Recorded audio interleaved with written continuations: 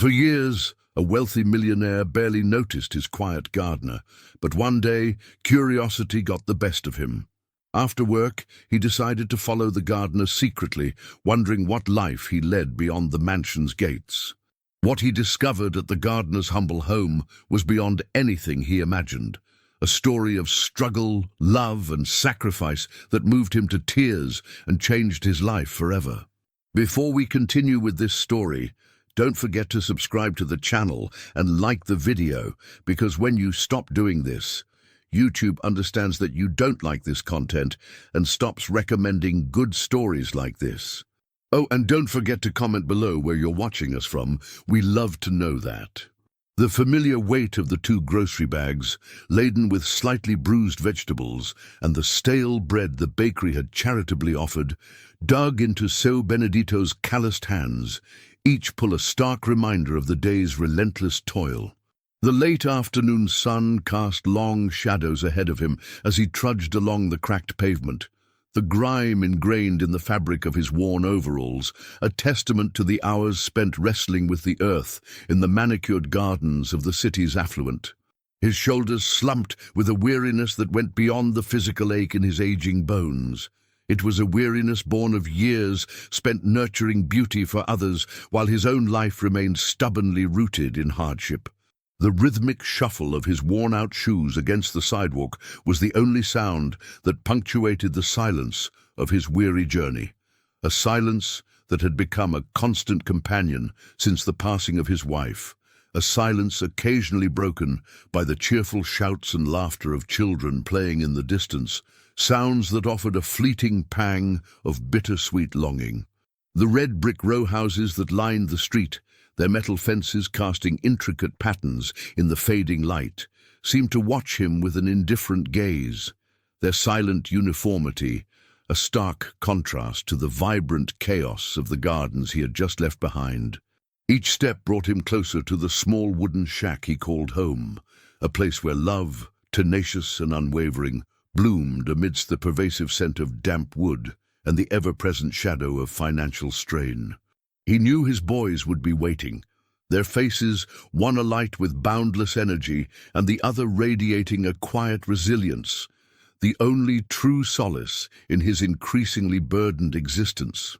Yet beneath the surface of his tired exterior, a knot of anxiety tightened with each passing block, a tangible weight far heavier than the grocery bags he carried. The crisp edges of the unopened eviction notices and the mounting pile of overdue bills, tucked away in a hidden corner of their meager dwelling, were a constant, gnawing presence, fueling the deep-seated fear that the fragile sanctuary he had painstakingly built for his sons was teetering on the brink of collapse, threatening to sweep them all into an even deeper abyss of uncertainty. The thought of their hopeful eyes meeting his, unknowingly reflecting the precariousness of their situation, was a heavy weight in his chest, a secret burden he carried with the same weary resignation as his gardening tools. He longed to shield them from the harsh realities that clawed at his sleep, to preserve the innocent joy in Davy's bright smile and the unwavering hope in Lucas's gaze, but the relentless pressure of their circumstances felt like an unstoppable tide, threatening to engulf them all. As Benedito finally turned the corner onto their narrow, unpaved street, the small wooden shack that was their home came into view, its weathered planks bearing witness to years of sun, rain, and the quiet struggles within its walls. Standing just outside, bathed in the golden hues of the late afternoon sun, were his two sons. Davy, all boundless energy and a gap-toothed grin, spotted him first. His small face lit up like a beacon, and with a joyful cry of "Pie!" he darted forward, his bare feet kicking up small clouds of dust. Trailing slightly behind, his movements restricted by the blue metal frame of his wheelchair, was Lucas. His eldest son's smile was more reserved, a quiet acknowledgement of his father's return, but the warmth in his dark eyes spoke volumes of the deep connection they shared. Despite the limitations imposed by his paralysis, a consequence of a tragic accident years ago, Lucas possessed an inner strength that often surprised and humbled Benedito. He watched as Davy reached his father first, his small arms wrapping tightly around Benedito's legs, a burst of youthful affection that momentarily eased the ache in his weary body. "Pai, adivinha o que eu fiz hoje?" Davy exclaimed, his voice bubbling with excitement, launching into a rapid-fire account of his day's adventures, a jumble of street games and imaginary conquests. Benedito listened with a tired smile, his gaze shifting to Lucas, who had now wheeled himself closer. There was a quiet understanding between them, a silent language forged in shared hardship and unwavering love. Lucas's hopeful gaze met his father's, a silent question in their depths, and Benedito offered a reassuring nod, though the weight of his unspoken anxieties remained heavy in his chest. He knew he couldn't keep the truth from them forever, but for this brief moment, amidst the warmth of their welcome, he allowed himself to bask in the simple joy of being home, the familiar presence of his sons a temporary balm for his troubled soul. He shifted the grocery bags in his hands, their weight a tangible link to the world of toil he was trying to leave behind, at least for the evening. The aroma of damp earth still clung to his clothes, a reminder of the stark contrast between the lush gardens he tended and the humble surroundings of their home. Yet as he looked at his two boys, their faces reflecting the love and hope that resided within the small wooden shack, Seu Benedito knew that this fragile bond was the most precious thing he possessed, the one thing he would fight with every fiber of his being to protect from the encroaching darkness of their financial woes. The interior of the small wooden shack was simple, almost bare, but it was filled with the intangible warmth of familial love. A small, worn wooden table stood in the center of the main room, surrounded by a few mismatched chairs. In one corner, a makeshift sleeping area for Davy was demarcated by a thin, faded curtain, while Lucas's narrow bed was positioned closer to the single window, allowing him a view of the street outside. Benedito's own sleeping space was a thin mattress on the floor in the cramped space that served as their kitchen. Despite the poverty that was evident in every corner, the shack was meticulously clean, a testament to the quiet dignity that Benedito and his sons maintained in the face of their hardships. As Benedito placed the grocery bags on the table, the aroma of the stale bread filled the small space, mingling with the faint scent of the wood smoke that perpetually lingered in the air. Davy continued to chatter excitedly, his small hands gesturing wildly as he recounted some minor triumph from his day. Lucas listened patiently, occasionally interjecting with a thoughtful question or a gentle smile. Benedito watched them, his heart swelling with a mixture of love and a deep, gnawing worry.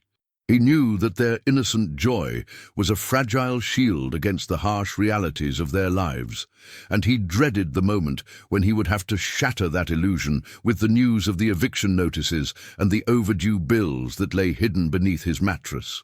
He busied himself unpacking the groceries, carefully examining the slightly bruised tomatoes and wilting lettuce, grateful for the meager sustenance they provided.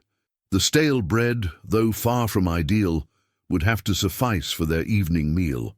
As he moved around the small kitchen area, his gaze fell upon a small framed photograph that sat on a rickety shelf, a picture of his late wife, her smiling face a poignant reminder of happier times. A wave of grief washed over him, a familiar ache in his chest. He missed her strength, her unwavering optimism, her ability to somehow make everything seem all right, even when their struggles were at their most daunting. He often wondered what she would think of their current situation, if she would be disappointed in his inability to provide more for their sons. He quickly pushed the thought away, knowing that dwelling on the past would only deepen his despair. He had to focus on the present, on finding a way to secure their future, however bleak it might seem at the moment. The silence that fell over the small shack as they began their simple meal was broken only by the clinking of their spoons against the chipped enamel plates. Benedito watched his sons eat, his heart aching with a fierce protectiveness. He knew he was their world, their sole provider, and the weight of that responsibility pressed down on him with an almost unbearable force.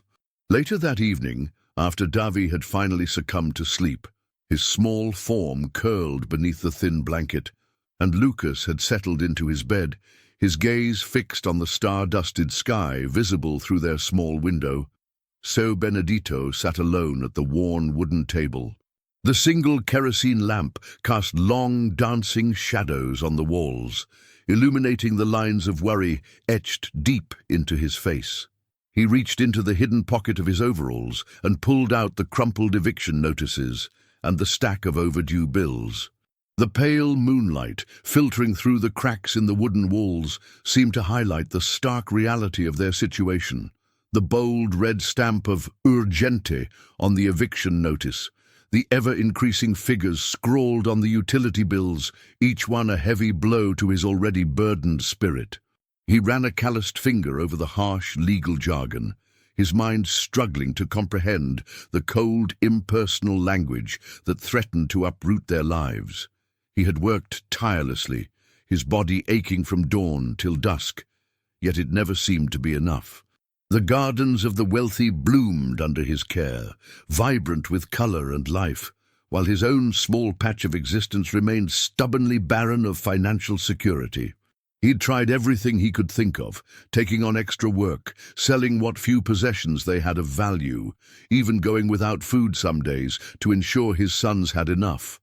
But the tide of their financial woes seemed relentless, pulling them further and further into debt.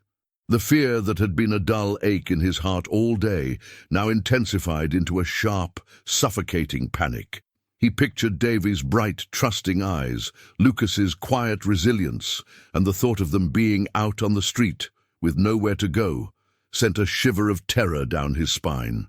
He had promised his late wife that he would take care of their boys, that he would provide them with a safe and loving home, and he felt like he was failing her, failing them. The weight of his failure pressed down on him, heavy and suffocating. He closed his eyes, his mind racing, desperately searching for a solution, a way out of this seemingly insurmountable predicament. But the silence of the small shack offered no answers, only the stark reminder of their precarious situation. He knew he had to do something, and soon, before it was too late.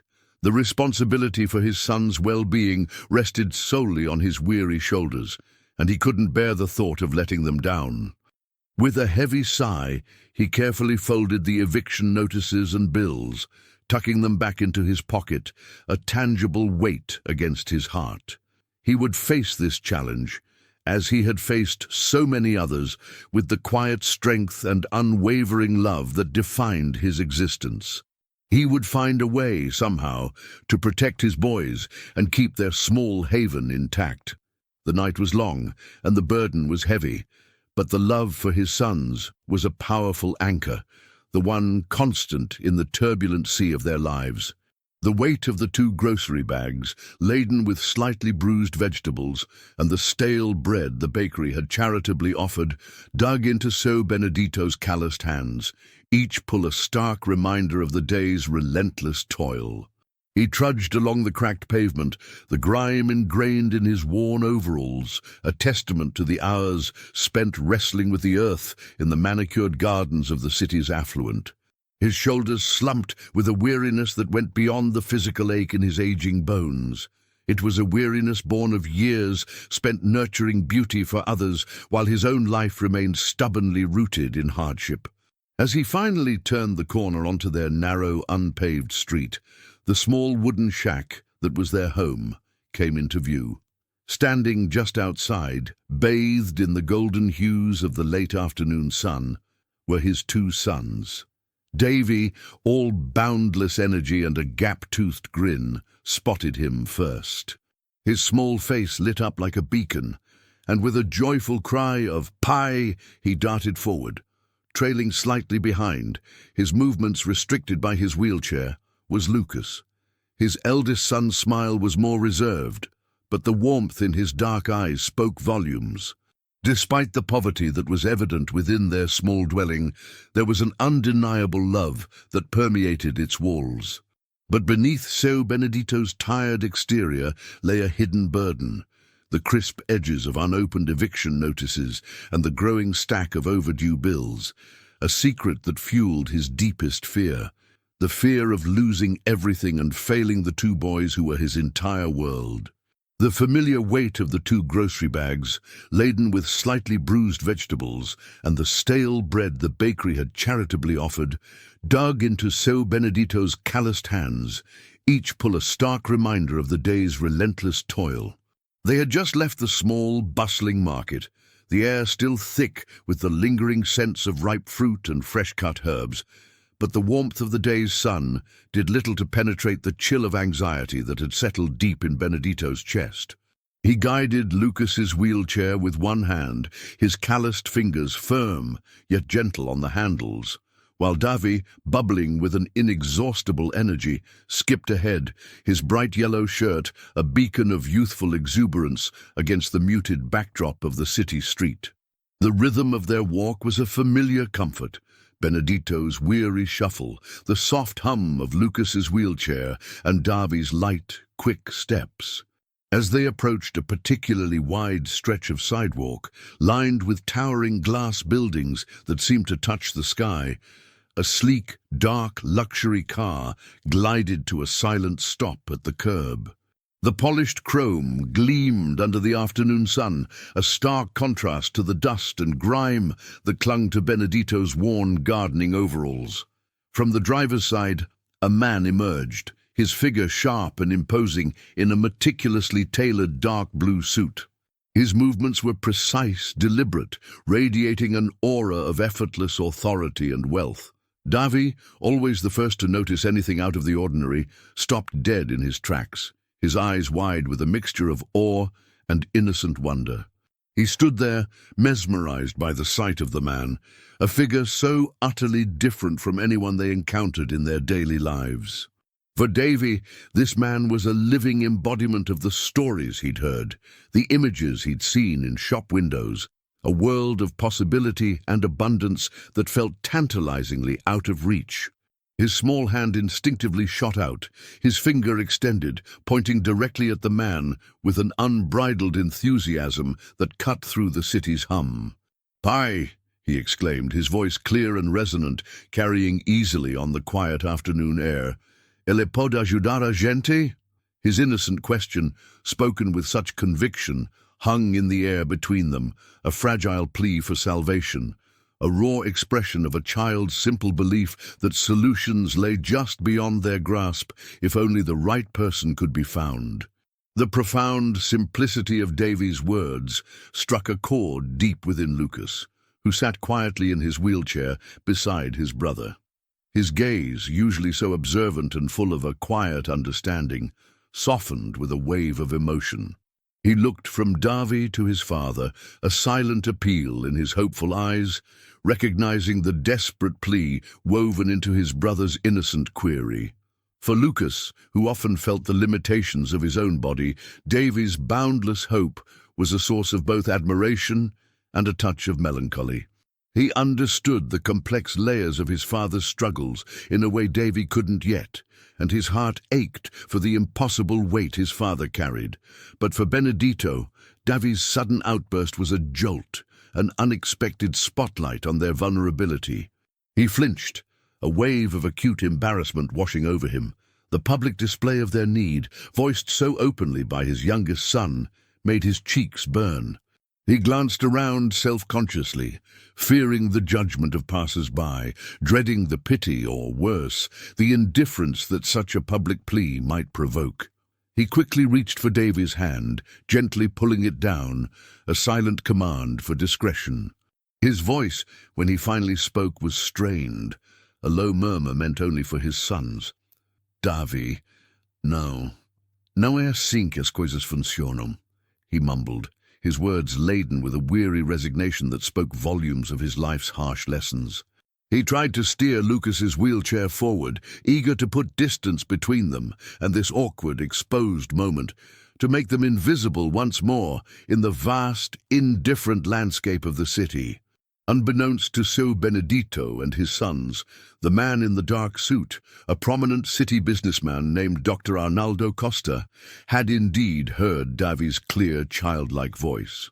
He had just stepped out of his sleek car, his mind already racing ahead to the important meeting, awaiting him in the imposing glass and steel building across the street.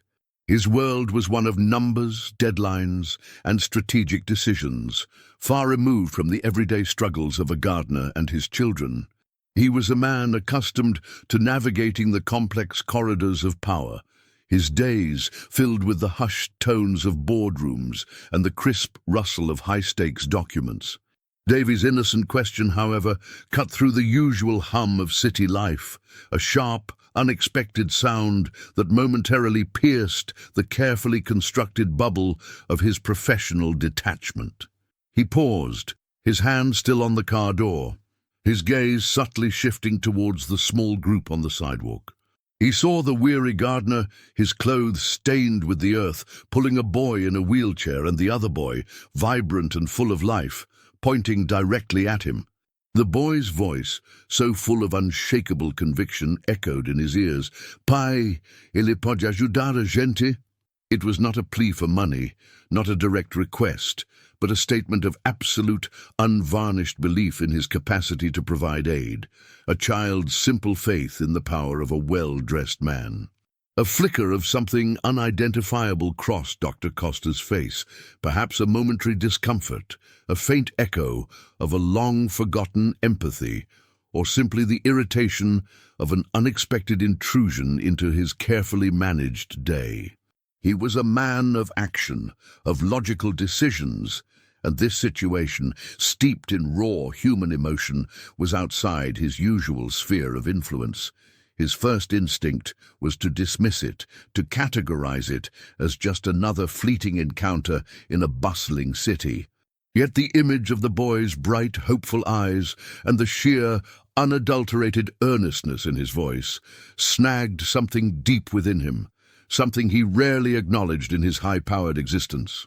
He hesitated, his eyes lingering on the small family for a fraction of a second longer than was strictly necessary, a tiny rupture in his otherwise impenetrable composure. The internal debate was swift. Acknowledge them or proceed with his scheduled day. The weight of his impending meeting, the importance of the deals he was about to close, ultimately swayed him. With an almost imperceptible sigh, a decision made, he straightened his tie, adjusted the briefcase in his hand, and without a backward glance, he turned and entered the towering building, the automatic doors sliding shut behind him with a soft, final whoosh, sealing him once more within his world of power and privilege. The encounter for him was already fading into the background, a minor blip in the otherwise smooth trajectory of his day, leaving no discernible trace on his carefully composed demeanor. Benedito, still flustered by Davy's innocent yet mortifying outburst, had been too preoccupied with his own embarrassment and the burning desire to escape the scene to notice the subtle hesitation in the well-dressed man's demeanor, or the way Dr. Costa's gaze had lingered on them for a brief, almost imperceptible moment. His focus had been entirely on calming Davy, on reining in his boundless, sometimes ill-timed enthusiasm. He nudged Lucas's wheelchair forward with renewed urgency, muttering under his breath about the importance of not speaking to strangers. His words more a reflection of his own anxieties than a genuine reprimand. He was acutely aware of their appearance. His own mud-stained overalls, the worn wheels of Lucas's chair, the simple, inexpensive clothing of his sons, and he felt an overwhelming urge to shrink away from the polished world that Dr. Costa inhabited. For Benedito, The brief encounter was just another reminder of the chasm that separated their meager existence from the lives of the city's wealthy, a painful confirmation of his own powerlessness. He couldn't imagine a scenario where a man like Dr. Costa would ever genuinely help them. Such benevolence felt utterly alien to the harsh realities he had known his entire life. He believed that assistance, when it came, often came with strings attached, or from sources equally as desperate as they were. He continued to walk, his shoulders hunched slightly, pulling the grocery bags tighter to his chest as if to shield their meager contents from the world's indifferent gaze. Lucas, however, ever the silent observer, had caught the fleeting pause, the almost imperceptible moment of Dr. Costa's consideration. His keen eyes, though often quiet, missed very little, and he sensed a ripple in the fabric of the ordinary, a brief flicker of something unexpected in the man's otherwise stoic expression. He didn't fully understand it, but a tiny seed of curiosity, perhaps even a nascent hope, had been planted within him. He watched the imposing glass doors close behind the businessman, a silent question forming in his mind, wondering if Davy's simple, heartfelt plea had truly been lost in the bustling anonymity of the city. He looked up at his father, who was still absorbed in his own anxieties, his face etched with worry, and then at Davy, who had already forgotten the encounter, his attention now captivated by a pigeon pecking at crumbs on the sidewalk. Lucas knew that his father wouldn't have noticed the almost invisible shift, the brief internal conflict that had played out within Dr. Costa. Benedito, with his practical, earthly concerns, was too grounded in the tangible struggles of their daily lives to perceive the subtle nuances of human connection, the faint echoes of compassion that sometimes resonated even in the most hardened of hearts. He was too focused on the immediate, on the physical act of getting them home, on the endless cycle of work and survival, to realize that a simple, spontaneous gesture from his youngest son, an act born of pure, unadulterated hope, might have inadvertently set something in motion, something unexpected and potentially transformative, a quiet ripple in the vast ocean of their uncertain future. The sheer innocence and directness of Davy's appeal, so devoid of cynicism or expectation, was a force unto itself, and while Benedito remained unaware, a tiny, almost imperceptible seed had indeed been planted in a place least expected. The familiar weight of the 2 grocery bags, laden with slightly bruised vegetables, and the stale bread the bakery had charitably offered, dug into Seu Benedito's calloused hands, each pull a stark reminder of the day's relentless toil. As they continued their walk down the street, Davy, ever observant, saw a man emerge from a luxurious car, impeccably dressed in a dark blue suit. His eyes wide with admiration, Davy pointed excitedly at the man and asked, "Pai, ele pode ajudar a gente?" The innocent question touched Lucas deeply, stirring a quiet hope within him, but it only served to disarm and embarrass Benedito. Unseen by the struggling family, the businessman, Dr. Arnaldo Costa, heard Davy's clear voice from a distance. He hesitated for a fleeting moment before continuing towards the imposing building, the child's sincere words momentarily piercing his detached professional facade. Though Dr. Costa quickly resumed his path, Benedito remained oblivious, not realizing that his son, with one simple, heartfelt gesture, may have unknowingly planted a tiny, unexpected seed of change.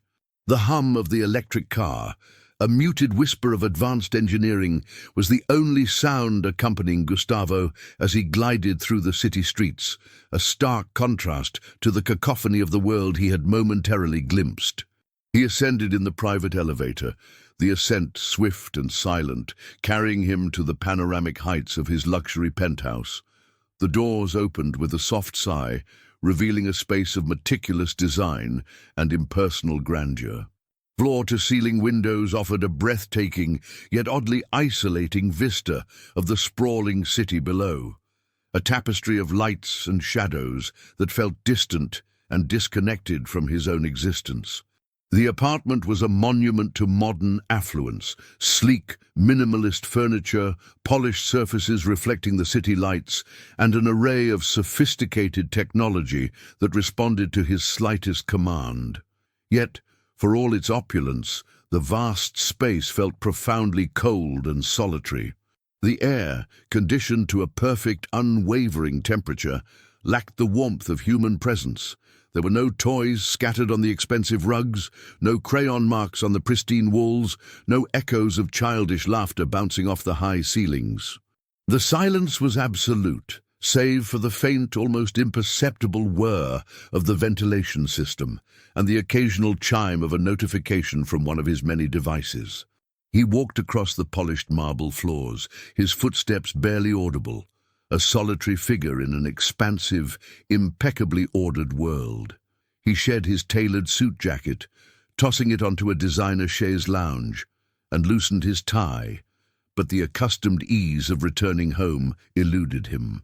The brief encounter on the street, the image of the small boy pointing, his face alight with innocent belief, and the weary, earth-stained father clung to his mind with an unexpected tenacity. He tried to dismiss it, to relegate it to the realm of inconsequential daily occurrences, another fleeting distraction in a life built on precision and control. He poured himself a glass of single malt whiskey, the amber liquid swirling invitingly in the crystal tumbler, hoping the familiar ritual would wash away the unsettling intrusion. He paced the length of his living room, the city lights twinkling like distant, indifferent stars, but the image persisted. It wasn't just the memory of the boy, but the sheer, unvarnished hope in his voice, the simple conviction that help could come from such an unlikely source.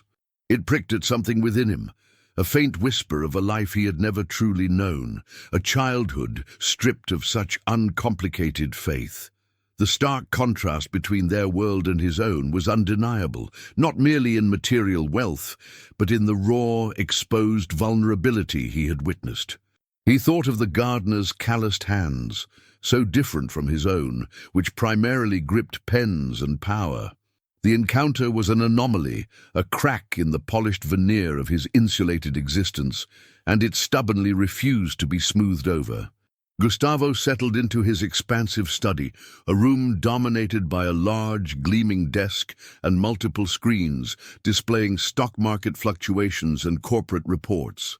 He attempted to immerse himself in the familiar world of data and projections, a world where problems were quantifiable and solutions logical.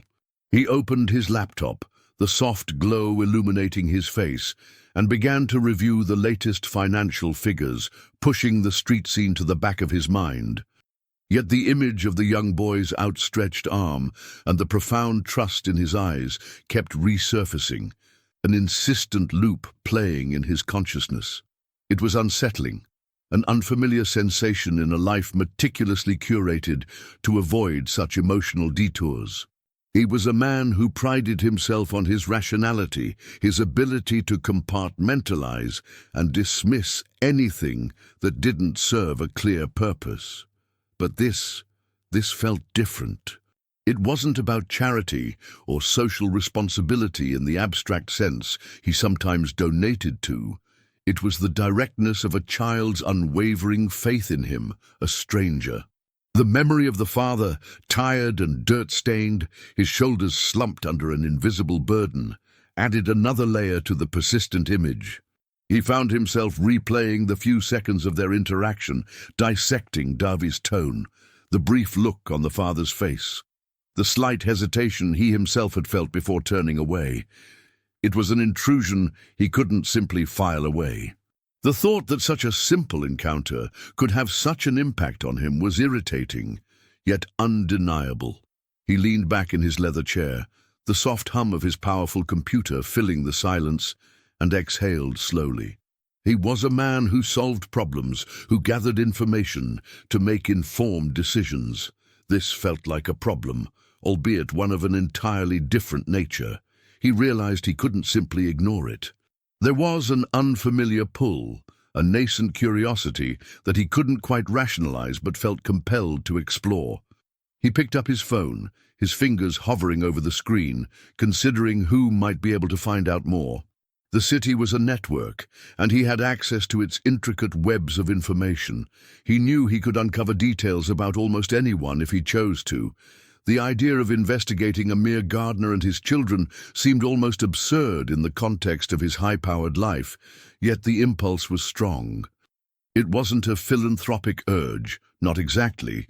It was more akin to a puzzle, a loose thread in the otherwise tightly woven fabric of his day that demanded to be pulled. He needed to understand why this particular interaction had lodged itself so stubbornly in his mind, why the image of that small, hopeful face wouldn't release its hold. The logical side of him told him to let it go, to focus on the millions that awaited his attention. But something else, something less tangible and more profound, urged him to delve deeper. The next morning, driven by this unusual compulsion, Gustavo initiated a discreet inquiry. He didn't want a grand investigation, just enough information to satisfy the gnawing curiosity. He made a few calls, leveraging his extensive network, his requests framed as an interest in local community dynamics, a plausible cover for his true intent. Within hours, the preliminary information began to trickle in. His assistant, efficient and discreet, provided him with a brief report compiled from various public and private databases. The details were stark in their simplicity. Benedito, a widower, a gardener, struggling financially, 2 sons, one a vibrant young boy, the other disabled. The report even included their humble address, a small wooden shack in one of the city's older, less developed neighborhoods, a stark contrast to the sprawling estates he oversaw. But then came the detail that truly resonated, the piece of information that closed the unexpected loop. So Benedito, the report stated, worked as a gardener at the Green Valley residential complex, a high-end gated community on the outskirts of the city. Green Valley. The name resonated with a familiar echo in Gustavo's mind. It wasn't just any condominium. It was one of the largest and most prestigious properties owned by his own real estate development company, Eminent Holdings. A peculiar sensation, a mix of disbelief and a strange sense of alignment, washed over him. The gardener he had encountered, the one whose son had pointed to him as a source of help, was unknowingly working for him. The vast distance between their worlds had suddenly, inexplicably shrunk to a mere employer-employee relationship, albeit one of which Benedito was likely unaware, given the layers of management. The sheer coincidence was staggering, almost too perfectly orchestrated. It wasn't merely a random act of a child's hope directed at a passing stranger. It was a child's plea directed at a man who, unbeknownst to them, held a direct connection to their livelihood. This revelation deepened the intensity of the image in his mind, transforming it from a fleeting emotional anomaly into something more concrete, more immediate. The vague sense of responsibility, initially fleeting, began to solidify. It wasn't just about a child's innocent remark anymore. It was about a direct link, a hidden thread, connecting his powerful corporate empire to the daily struggles of a man who worked for him, tilling the soil of his properties. The knowledge gave him pause, forcing him to reconsider his initial impulse to simply dismiss the encounter. The universe, in its own enigmatic way, had seemingly brought this situation directly to his doorstep, demanding his attention in a way that no balance sheet or market analysis ever could. The hum of the electric car, a muted whisper of advanced engineering, was the only sound accompanying Gustavo as he glided through the city streets and ascended to his luxury penthouse. The apartment was a monument to modern affluence, yet it felt profoundly cold and solitary, devoid of the sounds of children's laughter. He tried to ignore the unexpected encounter on the street, but the image of the young boy, pointing, and his father, dirty from the earth, stubbornly refused to leave his mind. Compelled by an unusual curiosity, Gustavo decided to investigate who they were. His discreet inquiries soon revealed a startling connection. Benedito, the weary gardener, worked at the Green Valley Residential Complex, a high-end property that belonged to Gustavo's own real estate development company. The sun had barely begun its ascent, casting a pale, hesitant light across the city when the summons arrived. It was delivered by a young man in a clean, pressed uniform, an unfamiliar figure who stood awkwardly at the entrance of Benedito's humble shack, holding a crisp, official-looking envelope. The words on the summons were brief, yet chilling. Seu Benedito, requested at Eminent Holdings corporate headquarters, 9 a.m. sharp, for a conversation regarding employment. A conversation regarding employment. Benedito's heart sank, a familiar dread coiling in his stomach. He didn't need a formal summons to know what this meant. This was it. The axe was finally falling. He had seen it happen countless times to other gardeners, older men like himself, replaced by younger, faster, cheaper labor. The economy was always ruthless, especially to those clinging to the bottom rung. He imagined the cold, impersonal conference room, the clipped tones of some HR manager explaining his redundancy, the polite but firm farewell. The eviction notices, tucked away under his mattress, suddenly felt heavier, their threat more immediate. He had worked tirelessly for years, nurturing the verdant landscapes of the wealthy, pouring his very soul into making their gardens bloom. Yet in the grand machinery of corporate life, he was nothing more than a disposable cog.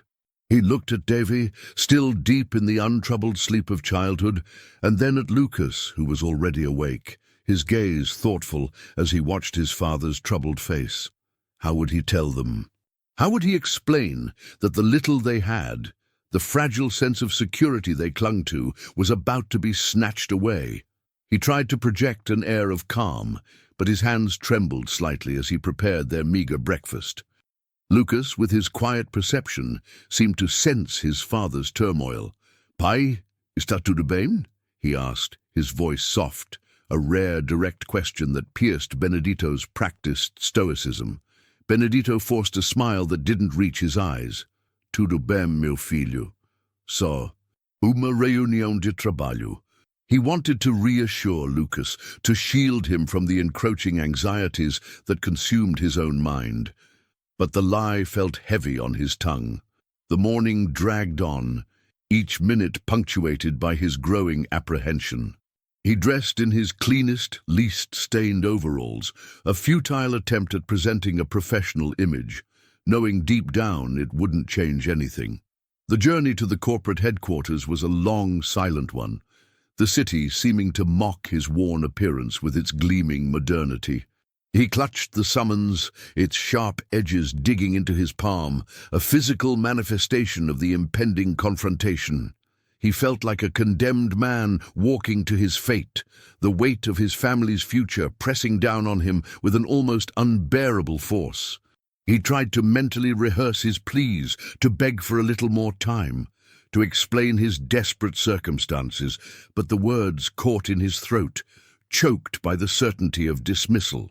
Upon arriving at the towering glass and steel edifice of Eminent Holdings, Benedito felt an even greater sense of intimidation.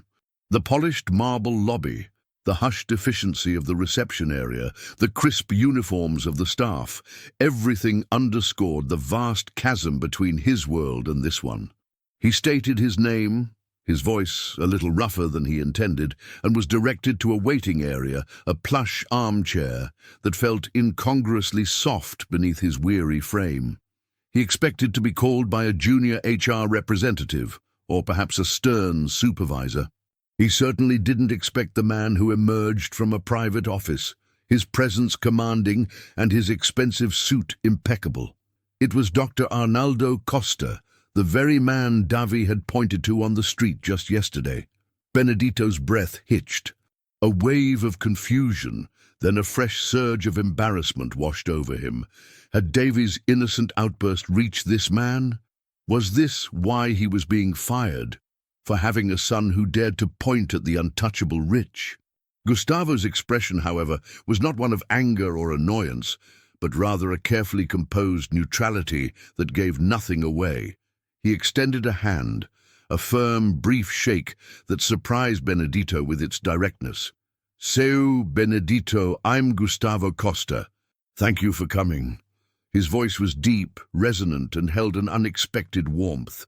He gestured towards his office, a spacious room with panoramic city views that made Benedito feel dizzy. As Benedito entered, he noticed the large minimalist desk, devoid of clutter, and the expensive art adorning the walls. Gustavo indicated a chair opposite his desk, and Benedito sat stiffly, perched on the edge, his hands clasped tightly in his lap, still braced for the inevitable bad news. Gustavo, however, did not immediately launch into a dismissal. Instead, he leaned forward slightly, his gaze direct and unwavering. "Seu Benedito," he began, "I understand your work as a gardener has been exemplary at the Green Valley complex. Your dedication and skill are evident." Benedito blinked, surprised by the unexpected compliment. He waited, his heart still thudding, convinced this was merely a preamble to the acts. But Gustavo continued, his tone shifting, becoming more thoughtful. "I also became aware of your situation through an unusual encounter yesterday." He paused, a subtle acknowledgement of Davy's gesture, a flicker of something unreadable in his eyes. "And I believe there's an opportunity here, one that could benefit us both, and perhaps others." Benedito narrowed his eyes, a deep suspicion forming. Opportunity? This was not how dismissals typically unfolded. He had lived long enough to know that when the wealthy offered opportunity, it often came with hidden costs, or was merely a veneer for something less benevolent. He remained silent, waiting, his expression carefully guarded, his innate distrust of charity ingrained by years of hardship. He had learned that nothing truly free ever came their way, and genuine kindness from those in power was often a mirage. Gustavo, sensing Benedito's deep-seated skepticism, quickly clarified his intentions. "This isn't charity, Seu Benedito," he stated, his voice firm but not unkind. "I understand your apprehension, and I respect it. What I'm proposing is a social project, one that I believe has significant value and, importantly, can be self-sustaining."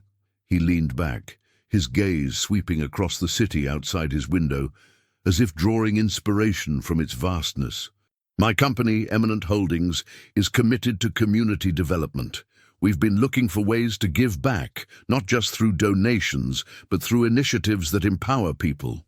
He turned back to Benedito, his eyes meeting the gardener's wary gaze. "We propose establishing a program where you, Seu Benedito, with your extensive experience and obvious passion for gardening, would teach urban gardening and landscaping skills to young people from vulnerable communities. These are young people who, like your sons, deserve opportunities and a chance at a brighter future." Benedito listened, his mind slowly processing the words, trying to reconcile this unexpected offer with his expectation of dismissal. Teach gardening to vulnerable youth? It sounded almost too good to be true, a fantastical notion that clashed with the grim reality of his eviction notices. Gustavo continued, detailing the practicalities. "The program would be fully funded by Eminent Holdings. You would receive a fixed, competitive salary, one that will allow you to live comfortably without the constant worry of bills." Benedito's eyes widened almost imperceptibly at the mention of a fixed, competitive salary. It was a concept so foreign to his hand-to-mouth existence that it barely registered as real. "Furthermore," Gustavo added, observing Benedito's reaction, "we would provide temporary housing for you and your sons.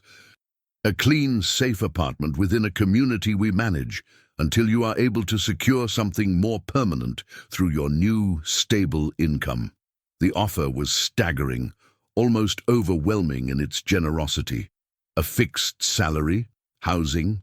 It was everything he had desperately prayed for, everything he had feared losing. Yet a deep-seated caution, born of a lifetime of disappointments, held him back. It felt like a trap, too perfect, too convenient. He thought of the endless strings that often came attached to such seemingly benevolent gestures, the hidden clauses that would inevitably surface. He distrusted easy solutions, especially from men like Gustavo. He cleared his throat, his voice raspy. "Por qué eu? Por qué is?" he managed to ask, the words barely a whisper. Gustavo offered a slight, almost imperceptible smile. "Because, seu Benedito," he said, his gaze firm, "I believe in the power of a seed. And sometimes those seeds are planted in the most unexpected ways, by the most unexpected hands." He was referring to Davy, to the sheer, unadulterated hope that had resonated through the quiet afternoon air. Benedito, however, only heard the words, "power of a seed," and it resonated with his own lifelong connection to the earth, a language he understood. Benedito sat there, stunned into a profound silence by the sheer magnitude of the proposition. His mind, accustomed to calculating the meager worth of bruised vegetables and the dwindling hours of daylight for work, struggled to comprehend the scale of Gustavo's offer. A fixed salary, a stable home, the opportunity to teach the very craft that had sustained his family through so much hardship. It was a vision almost too grand to be real, a stark contrast to the eviction notices that lay hidden beneath his mattress. He felt an intense wave of suspicion, a lifetime of caution ingrained in his very being. What was the catch? What did a man like Gustavo Costa, a titan of industry, truly want from a simple gardener like him? He searched Gustavo's face for any sign of deception, any hint of a hidden agenda, but the businessman's expression remained composed, unreadable. He thought of the countless times he had been promised much and given little, the empty words of well-meaning strangers that had ultimately led to nothing but deeper disappointment. This felt different, yet his innate distrust was a powerful shield, a defense mechanism against the inevitable pain of shattered hopes.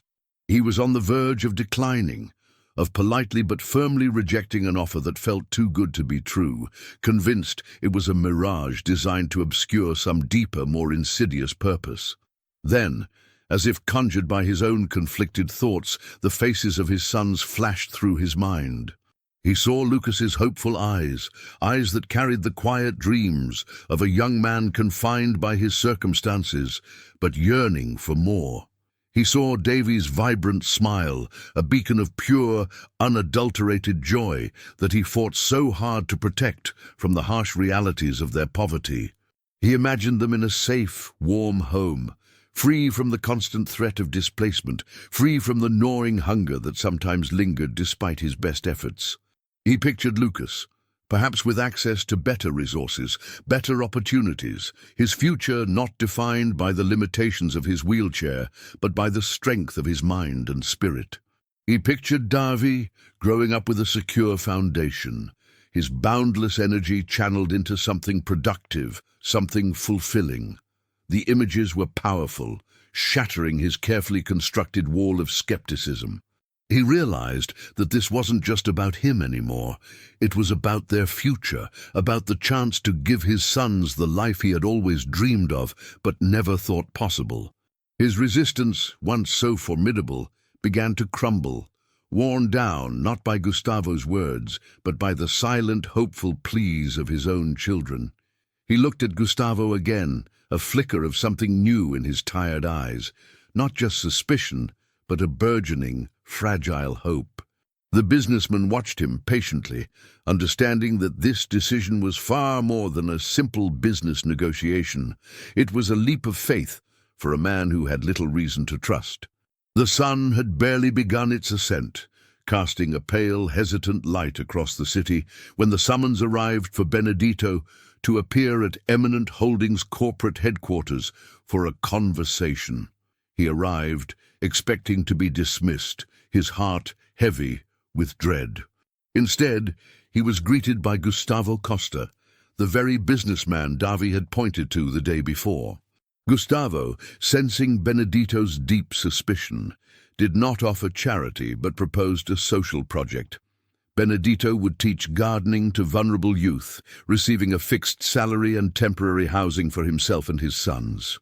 Benedito hesitated, his lifetime of hardship making him wary of such an unexpected offer. But the hopeful eyes of Lucas and the bright smile of Davy, imagined in his mind, ultimately broke through his resistance, offering a glimpse of a future he had only dreamed of. The scent of freshly turned earth filled the air as Benedito began the project in a simple, until then, forgotten urban lot. He worked with experienced movements, preparing the soil with the same dedication he gave to the gardens of the rich, but now with a renewed purpose. In the first few days, the place was quiet, broken only by the sound of his spade against the ground and curious glances from passers-by. Then, slowly, they began to appear, one child, then another, drawn by the unusual sight of a man cultivating life in a concrete setting. Benedito greeted them with a gentle nod and a discreet smile, inviting them closer without words, letting the very act of gardening speak for itself. He didn't lecture, he simply demonstrated, teaching them how to hold a trowel, how to loosen the soil, how to settle a small seed into its bed. He taught them with the patience of a seasoned master, his voice a soft murmur as he shared the wisdom accumulated over a lifetime spent in communion with nature. It wasn't just about gardening techniques, it was about discipline, about the quiet strength of persistence, about the fundamental truth that growth requires effort and care. He told stories, intertwined with his experiences, drawing parallels between the challenges of nurturing a plant and the struggles they faced in their own lives, subtly instilling lessons of resilience and hope. As days turned into weeks, the small piece of urban land began its slow, deliberate transformation. Tiny green shoots, once fragile and almost invisible, now rose from the dark soil, a testament to Benedito's unwavering dedication and the children's growing enthusiasm. The project gained a life of its own, attracting more young people from the neighborhood, their laughter and animated conversations now filling the space that was once silent and neglected. Benedito orchestrated the garden's blossoming with a quiet authority, guiding eager hands, correcting clumsy movements with a gentle touch, and always sharing his profound respect for the natural world. Lucas, the calm observer, found his own way to contribute. From his wheelchair, strategically positioned, he took on the role of the project's meticulous administrator. Using the old laptop Gustavo had provided, his surprisingly nimble fingers navigated spreadsheets, tracking seed inventories, monitoring growth rates, and even developing a simple schedule for watering and weeding. His calm and methodical approach provided a crucial counterpoint to Davy's boundless energy and the often chaotic enthusiasm of the younger children. Davy, for his part, was a force of nature in the nascent garden. He attacked the soil with unrestrained joy, his small hands digging and planting with a passion that seemed to vibrate through his entire being. He was the first to cheer when a new sprout emerged, the most vocal in celebrating a ripening tomato. He cultivated his small plot with fierce protectiveness, seeing each tiny plant as a personal triumph. He planted the very first seedlings, his face lit with wonder as he gently placed the fragile roots into the earth, a symbolic act that anchored the entire project. The collective energy under Benedito's patient guidance transformed not just the physical space, but the spirit of the surrounding community. Gustavo Costa, initially a distant and almost clinical observer, found himself increasingly drawn to the site. His initial visits were brief, almost perfunctory, driven by a logical desire to monitor the progress of a corporate social responsibility initiative.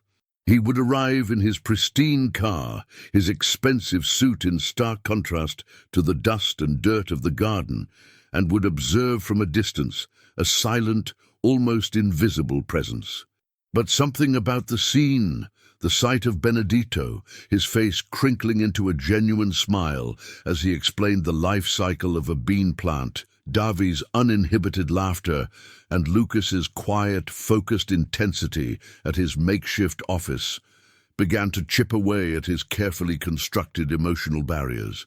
He found himself lingering longer, his visits becoming more frequent, his initial curiosity deepening into a quiet fascination. He observed how the children, with their dirty hands and bright eyes, learned to care for something, to witness the tangible rewards of their efforts. He saw Benedito not just as an employee, but as a mentor, a patriarch, radiating a warmth and wisdom that were entirely foreign to his own insulated world. The raw, unfiltered joy, the sense of tangible accomplishment, the quiet pride in their collective endeavor, it was a striking contrast to the calculated successes of his own corporate life. Months later, the small urban plot, once a forgotten patch of cracked pavement, had undergone a profound metamorphosis, blossoming into a vibrant tapestry of green and gold. It transcended its humble origins to become a powerful symbol of resistance and unexpected beauty for the entire community. The garden wasn't just growing vegetables, it was cultivating a sense of shared purpose and hope, fostering genuine connections among neighbors. Benedito's life, along with his son's, was profoundly transformed during these months. This change stemmed not from the sudden influx of charity, but from the unwavering dignity of meaningful work and the profound recognition he received for his expertise and dedication. The constant gnawing anxiety that had once shadowed his days had lifted, replaced by a quiet sense of peace and a newfound stability that allowed him to truly provide for his family without the crushing weight of daily worry. His once weary steps now carried a subtle lightness, reflecting the immense shift in his family's fortunes and, more importantly, in their spirit. Gustavo Costa, who had initially observed the project with a distant, almost clinical curiosity, found his visits becoming increasingly frequent and less formal. His polished suits were often replaced by casual wear, a subtle outward sign of a significant internal shift. He engaged not just with Benedito, but also with the children, asking about the plants, listening intently to Davi's excited stories, and even brainstorming practical solutions with Lucas. The raw authenticity, the genuine joy, and the tangible growth he witnessed in the garden profoundly touched him, slowly chipping away at the emotional barriers he had meticulously constructed around himself. One particularly warm afternoon, as the setting sun cast long golden shadows across the flourishing rows of vegetables, Gustavo found himself sitting on a rustic bench next to Benedito. With a rare vulnerability, he confessed that Davy's innocent gesture on the street that day, pointing and asking if Gustavo could help, had resonated deeply within him, stirring a painful, long-buried memory. It had reminded him of his own father, a demanding and distant figure for whom Gustavo had carried deep-seated unforgiveness for most of his life. The confession hung in the air, a raw and unexpected revelation that bridged the immense social and economic divide between the two men. Gustavo continued, his voice thick with emotion, describing a lifetime spent chasing success and wealth, believing it would fill a void left by his complicated relationship with his father. But the garden, this vibrant microcosm of life and connection, had shown him a different kind of richness, a deeper form of fulfillment that transcended financial gain. He looked at Benedito, his gaze steady and sincere, and said, "You and your boys showed me what true love really is." It was a powerful and transformative statement for Gustavo, signifying a profound reevaluation of his values and purpose. Benedito listened with compassionate understanding, a quiet wisdom in his eyes. He offered a simple, knowing smile, his hands still bearing the indelible marks of the earth from a lifetime of labor. But now, his heart, once heavy with the burdens of poverty and fear, was undeniably light, filled with peace and the quiet joy of dignity rediscovered. For more stories that matter, join our community. Subscribe to JBot Stories.